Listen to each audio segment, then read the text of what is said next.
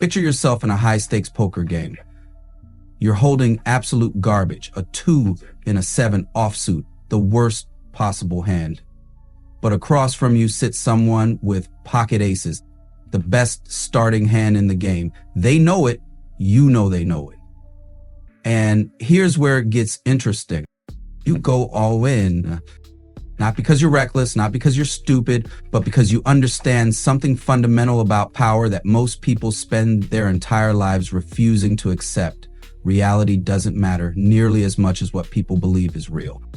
The guy with aces folds, not because your cards got better, they're still trash, but because you sold him a story more convincing than his mathematical certainty. You made him perceive strength where only weakness existed. And in that moment, perception wasn't just more powerful than reality, it became reality. That's the game Machiavelli understood 5 centuries ago. And it's the exact same game being played in every boardroom, every political campaign, every negotiation, and every relationship happening right now as you're reading this. Welcome to the world as it actually operates, not as your kindergarten teacher told you it works, not as your college ethics professor promised it should function, but as it really runs when nobody's watching and the stakes are real. Here's the first uncomfortable truth. You've been systematically lied to about the role of lying in success.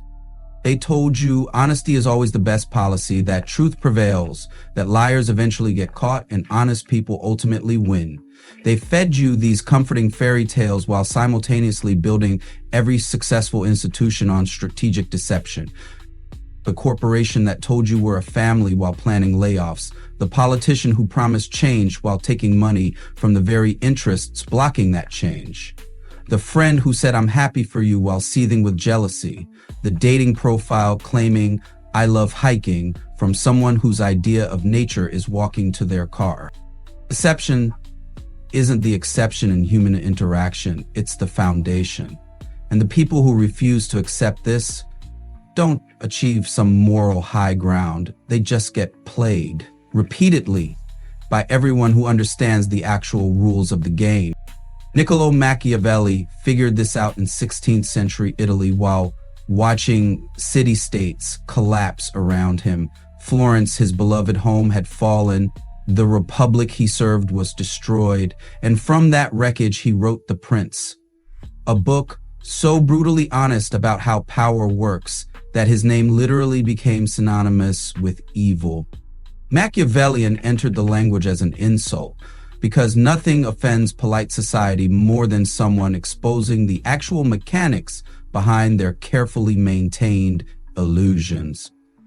But here's what's funny. Most people who throw around Machiavellian as an accusation have never actually read Machiavelli. They remember fragments about fear being more reliable than love, about ends justifying means.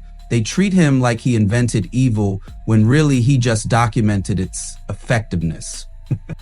The man wasn't teaching villainy, he was exposing a system where the strategically dishonest rise while the radically honest fall, where those who master deception gain power while those committed to transparency lose it, where appearance dominates reality so completely that reality barely matters. And that system, it's still running right now, all around you.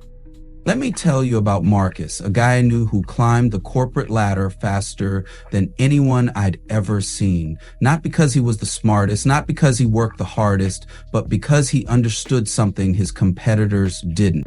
Nobody actually knows what you're doing. They only know what you appear to be doing.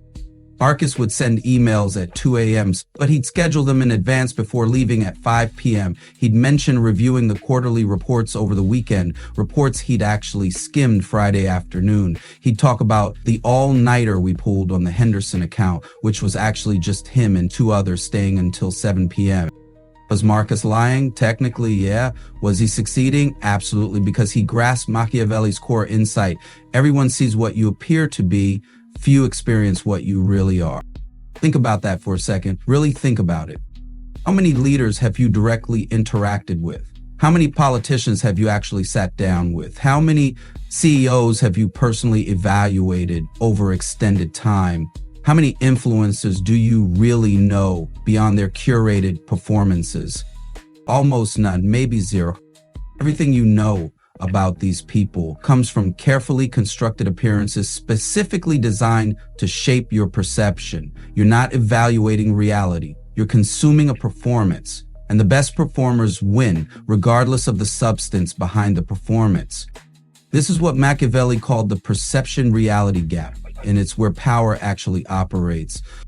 The leader who solves complex problems but appears uncertain loses to the one who solves nothing but projects absolute confidence every single time. The politician telling uncomfortable truths seems weak compared to the one offering comforting lies.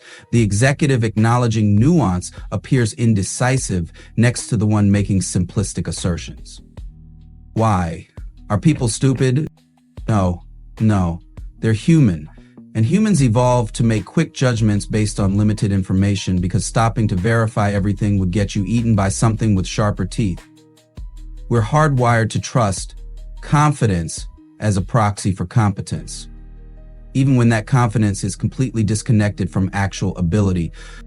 Modern psychology has confirmed what Machiavelli observed. We instinctively defer to unwavering certainty especially when that certainty is bullshit. Your dating profile matches who sees successful entrepreneur. Don't investigate whether your startup is actually a profitable business or just an LLC you filed last month. Your Instagram followers who see your highlight reel don't know about the 3 hours you spent getting that one perfect shot. Your LinkedIn connections who see industry leader don't verify whether you're actually leading anything beyond your own delusions. They see the appearance, they form judgments, they move on.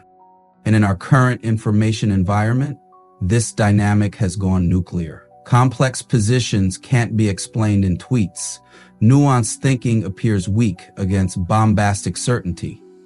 The algorithms determining what information reaches you systematically advantage emotional appeals over rational ones, simple narratives over complex realities. TikTok doesn't reward depth, it rewards immediate impact. Twitter doesn't elevate truth, it amplifies engagement. Instagram doesn't celebrate authenticity, it monetizes aspiration. This creates what Machiavelli identified as the central problem of leadership. You need to maintain the appearance necessary for power while taking the actions necessary for success. When these align, easy. When they conflict, that's when truth becomes the first casualty. Not because leaders are inherently evil, but because the system structurally incentivizes strategic deception. All right, let's get tactical. Machiavelli identified 4 types of strategic deception that remain essential to power dynamics today. Master these and you understand how the game is actually played. Ignore them and you're just a spectator pretending to be a player. First weapon, concealment. Concealment is hiding information that would damage your position or reveal vulnerability. Simple, right? Except it's everywhere. Remember Sarah? She ran a startup that was hemorrhaging cash. Investors kept asking about runway. Sarah kept talking about strategic pivots and scaling challenges while carefully avoiding the actual burn rate. Not because she was evil, but because honesty would have triggered a death spiral. Investors would flee, employees would jump ship, customers would cancel, and the company would collapse before she could fix the underlying problems. 3 months later, she'd restructured operations, cut costs, and secured a new revenue stream. The company survived. Would it have survived brutal honesty? Hell no. This is concealment, the corporate executive who buries unflattering data in the appendices, the politician who hides inconvenient findings until after the election, the diplomat who masks genuine intentions during negotiations, the job candidate who doesn't mention they got fired from their last position for cultural fit issues. Modern organizations have institutionalized concealment so deeply we don't even recognize it anymore. NDAs, classified information, trade secrets, strategic ambiguity, no comment. We can neither confirm nor deny. That information is proprietary.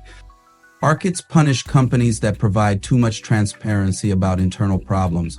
I watched a CEO get crucified for honestly discussing R&D setbacks during an earnings call. Stock dropped 15% in a day. Next quarter, different CEO, same problems, vaguer language, stock went up. The lesson: honesty gets you destroyed. Strategic concealment keeps you alive long enough to actually solve problems. Second weapon, simulation. Simulation is creating false impressions that generate strategic advantage. You're not just hiding reality, you're actively constructing a beneficial fiction. My friend Tom negotiated a six-figure consulting contract using pure simulation. The company asked if he could start immediately. Tom said he needed to wrap up commitments with current clients and couldn't begin for 6 weeks. Made him seem in demand, selective, valuable. Reality, he was completely available. No other clients, could have started that afternoon. But that 6-week delay and the implication of scarcity, it increased his perceived value so much they offered 30% more than their initial proposal just to secure his calendar. A simulation. The leader who projects certainty despite internal doubt. The negotiator who feigns willingness to walk away when they desperately need the deal. The strategist who signals strength to mask weakness. The person who posts gym selfies to create an image of discipline while their actual routine is sporadic at best. We see this institutionalized in central bank communications designed to shape market psychology rather than reflect internal assessments. The Federal Reserve doesn't tell you what they actually think. They tell you what they want you to think, so you'll behave in ways that produce the outcomes they want. Political polling, diplomatic posturing, leadership performances where the appearance of confidence matters infinitely more than its underlying justification. Remember, the general who appears confident inspires troops, regardless of private doubts. The CEO who projects certainty mobilizes organizations despite internal questions. The negotiator who seems willing to walk away gains leverage regardless of actual alternatives. Simulation creates the psychological conditions for success. The appearance becomes the reality. Third weapon, dissimulation. This simulation is actively concealing your true qualities, intentions, or positions. It's concealment's aggressive cousin. I watched a corporate acquisition where the buyer spent 6 months acting disinterested while methodically securing financing and regulatory approval. Every meeting, we're exploring options. There are several companies we're considering. No timeline on our end. Meanwhile, they'd already decided this was the target, assembled the acquisition team, and were just waiting for the perfect moment to strike. When they finally made the offer, the target company was completely unprepared, had no competing bids lined up, and accepted terms 20% below what they could have negotiated with more time. That's dissimulation, the poker player who masks their excitement over a strong hand, the job candidate who hides their desperation during salary negotiations, the competitor who disguises their actual capabilities until the crucial moment. Corporate earnings guidance designed to manage expectations rather than provide accurate forecasts. Political messaging calibrated to conceal genuine policy intentions until implementation becomes possible. Military capabilities kept deliberately ambiguous to prevent adversaries from developing effective countermeasures. B. Simulation creates protection for achievement. The innovator who disguises breakthroughs prevents competitors from early response. The strategist who masks true intentions preserves surprise. The negotiator who conceals genuine requirements maintains leverage that transparent approaches surrender. Fourth weapon, manipulation. Manipulation is actively shaping perceptions to create desired responses. You're not just managing information, you're engineering specific outcomes through calculated psychological influence. Example, a friend in real estate wanted to sell a property that had been sitting for months. Instead of dropping the price, he created urgency through manipulation, listed it as withdrawn from market for 2 weeks, reintroduced it at the same price with professional staging and open house this weekend only. Created artificial scarcity by mentioning multiple parties expressing interest. Was there actually renewed interest? Nope. Did it sell that weekend at asking price? Yup. because he didn't change reality, he changed perception, which is more powerful. The leader who frames information to generate specific reactions, the marketer who structures choices to make one option appear obviously superior, the negotiator who creates time pressure that doesn't actually exist, the political campaign that uses fear-based messaging to trigger emotional rather than rational decision-making. We see manipulation institutionalized in corporate communications, designed to shape consumer behavior and investor perception. Earnings reports structured to emphasize positive metrics while burying negative ones. Political ads calibrated to trigger emotional responses rather than rational assessment. Social media algorithms designed to maximize engagement by serving you content that provokes strong reactions. Manipulation creates essential influence for achievement. The leader who frames choices to highlight preferred options, the strategist who shapes opponent perceptions to induce specific actions, the negotiator who structures proposals to make desired outcomes appear most beneficial to counterparts. Here's what Machiavelli understood that most people miss. You need all four weapons, not just one. The leader using only concealment becomes passive, just hiding reality rather than actively shaping it. The leader relying solely on simulation appears artificial, all performance, no substance. The leader limited to dissimulation becomes defensive, always hiding, never advancing. The leader dependent only on manipulation becomes transparent. Everyone sees through the influence attempts. But the Machiavellian master, they integrate all four into a coherent strategy. They conceal disadvantageous information while simulating advantageous qualities. They dissimulate genuine positions while manipulating perceptions to produce desired outcomes. It's not about random dishonesty, it's about strategic information management in service of specific goals. Let me tell you about Elena, a CEO I consulted with. Her company was developing groundbreaking technology but hemorrhaging cash. Investors were getting nervous, competitors were circling, employees were worried. She used concealment to hide the exact burn rate and runway, buying time without triggering panic. She used simulation to project confidence at board meetings despite private concerns, maintaining investor support. She used dissimulation to mask how close they were to breakthrough, preventing competitors from accelerating their own timelines. She used manipulation to frame the narrative around planned strategic investment phase, redefining spending as intentional rather than problematic. 6 months later, breakthrough achieved, product launched, company valued at 10x. Would brutal honesty have gotten them there? Not a chance. The company would have imploded under investor pressure, employee defections, and competitor attacks long before the breakthrough. This isn't about celebrating dishonesty. It's about recognizing that in competitive environments, strategic information management often makes the difference between success and failure. Now, here's where it gets really uncomfortable. Let me introduce you to the transparency trap, the paradox that those most committed to radical honesty become most vulnerable in competitive environments. I knew a guy named David who ran for local office on a platform of absolute transparency. He'd answer every question completely honestly, admit every uncertainty, acknowledge every complexity, share every doubt. It was beautiful, it was principled, it was political suicide. His opponent said simple things with absolute certainty. Even when wrong, I will definitely cut taxes while improving services mathematically impossible. This will absolutely work. No evidence. I guarantee results. Can't actually guarantee anything in politics. David's honesty. Well, there are several approaches we could consider, each with different trade-offs, and the optimal solution depends on factors we won't fully understand until we begin implementation. Guess who won? Not the honest guy, the one who mastered strategic ambiguity and projected false certainty. This is the transparency trap. The negotiator who reveals their true bottom line loses leverage instantly. The politician who admits uncertainty appears weak compared to the one offering confident lies. The competitor who discloses genuine capabilities enables countermeasures. The moral bankruptcy we associate with Machiavelli comes not from his actual writings, but from our profound discomfort with his fundamental insight.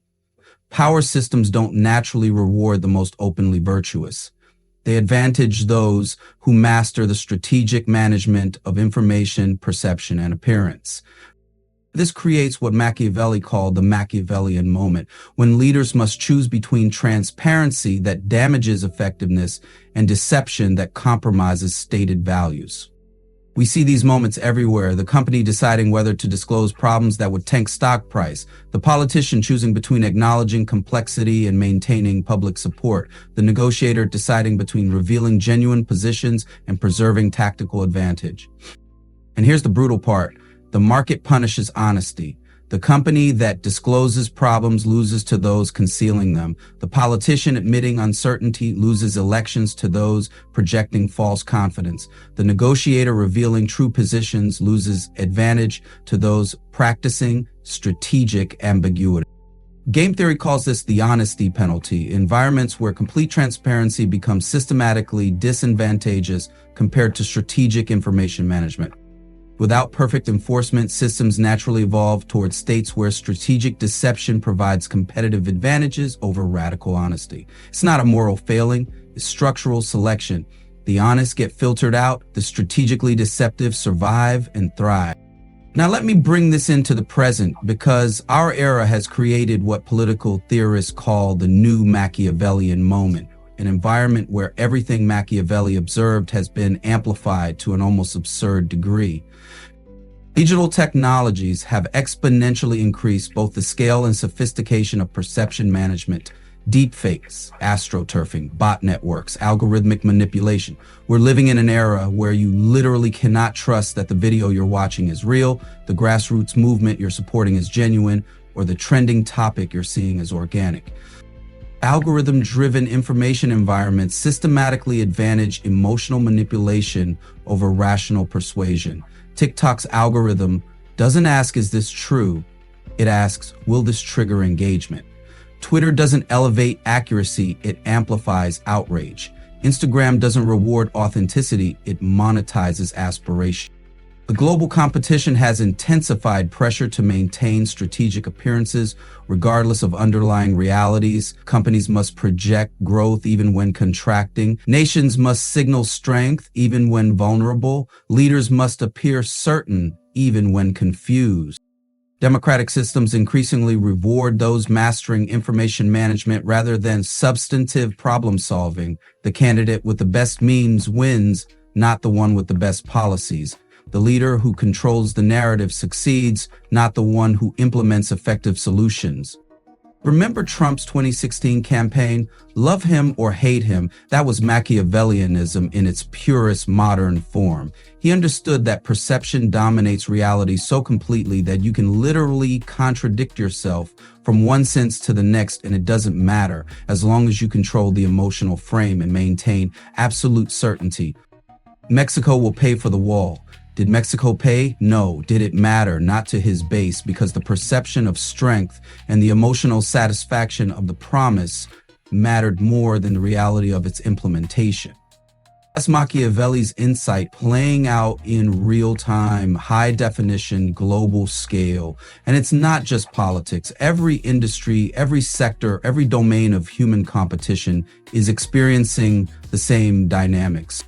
Corporate leaders balancing investor expectations against organizational realities. Tech founders projecting hockey stick growth to raise funding for products that don't work yet. Influencers curating appearances of lifestyles they're actually struggling to maintain.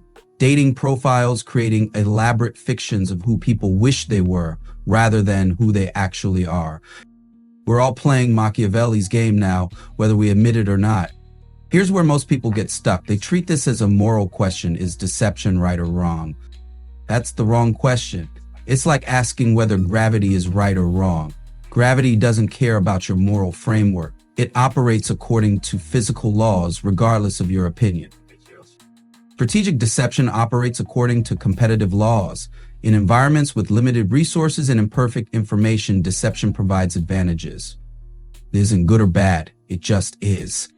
The right question is, given that strategic deception provides competitive advantages in power dynamics, how do you navigate this reality without losing your soul? Because here's the actual danger. Not that you'll become too Machiavellian, but that you'll remain naively idealistic while everyone around you masters strategic information management. The tragedy isn't engaging with these realities, it's refusing to acknowledge them while pretending you're above it all. That doesn't make you moral, it makes you incompetent. And in competitive environments, incompetence gets you eliminated. Machiavelli's actual insight, the one everyone misses, wasn't that deception is inherently good. It was that without structural countermeasures, deception becomes strategically necessary, and virtue disconnected from effectiveness becomes self-defeating. The moral leader who fails to achieve or maintain power accomplishes nothing beyond symbolic martyrdom. The strategic leader who maintains power without ethical purpose becomes purposeless manipulation. The integration of these seemingly opposed elements, strategic mastery and ethical purpose, creates what Machiavelli called virtue, the capacity to act effectively in service of worthy ends. Not virtue in the Sunday school sense, virtue in the classical sense, the excellence that comes from mastering necessary skills, even when those skills make you uncomfortable. So what does this actually mean for you? How do you navigate a world where strategic deception dominates without becoming the villain of your own story? First, abandon the comforting fiction that honesty always wins. It doesn't. Accept that power requires mastering strategic information management, not because you're evil, but because that's how competitive environments actually work. Second, develop what Machiavelli called the fox and the lion. The fox's cunning to recognize traps and the lion's courage to act toward meaningful ends. You need both. Cunning without courage becomes cowardice. Courage without cunning becomes recklessness. Third, anchor yourself in purpose, larger than mere self-advancement. Strategic deception in service of nothing becomes empty manipulation. But strategic deception in service of worthy goals, that's leadership. The CEO who conceals burn rate to keep the company alive long enough to achieve breakthrough is different from the one who conceals fraud to maintain their bonus. The politician who dissimulates true policy intentions to get elected and then actually implements beneficial reforms is different from the one who lies for power and then serves only donors. The difference isn't in the techniques used, it's in the purpose those techniques serve. Fourth, understand that you're already playing this game whether you admit it or not. Every time you polish your resume to emphasize achievements and minimize failures. Every time you post carefully curated content on social media. Every time you negotiate for a salary. Every time you tell your boss, I'm passionate about this project, when you're actually passionate about getting paid. You're already managing perception. You're already engaging in strategic information management. The question isn't whether to play. You're already in the game. The question is whether you'll play consciously and skillfully or unconsciously and poorly. 5 centuries after Machiavelli's death, we're still struggling with his most challenging insight. Power requires mastering strategic deception, not because deception is good, but because competitive environments make it necessary for success. We want to believe that virtue and effectiveness naturally align, that doing the right thing leads to good outcomes, that honesty automatically prevails, that good guys finish first. Sometimes they do, often they don't. Pretending otherwise doesn't produce ethical victory, it produces strategic defeat while more sophisticated players exploit your naivety. The true Machiavellian isn't the amoral manipulator, it's the strategic idealist. The leader who understands power's actual mechanics well enough to achieve worthy purposes through their effective navigation. In a world increasingly dominated by strategic deception, disconnected from ethical purpose, this integration has never been more necessary or more rare. But here's the hope. Truth eventually reasserts itself, not the naive truth that honesty always wins, but the strategic truth that deception without purpose eventually collapses. Manipulation without meaning ultimately fails. Power without direction finally dissipates. Because here's what Machiavelli actually understood. Beneath all the tactical advice about foxes and lions and fortresses and flatterers, effective power requires both strategic mastery and ethical anchor. Neither alone is sufficient. Both together are transformative. The path between naive idealism and cynical manipulation, recognizing deception's strategic value while maintaining commitment to worthy ends, remains leadership's most essential and challenging journey. Machiavelli didn't write to make you evil, he wrote to make you effective. What you do with that effectiveness, that's still entirely up to you. The game is being played all around you right now, whether you see it or not. The only question is whether you'll understand the rules well enough to play effectively in service of something that actually matters. So what's it gonna be? Stay comfortable in your naive idealism while the strategically sophisticated eat your lunch? Or master the uncomfortable truth that power operates according to its own mechanics? Separate from your wishful thinking about how it should work. Your choice, just like it always has been. The difference is now you can't pretend you don't know the game exists.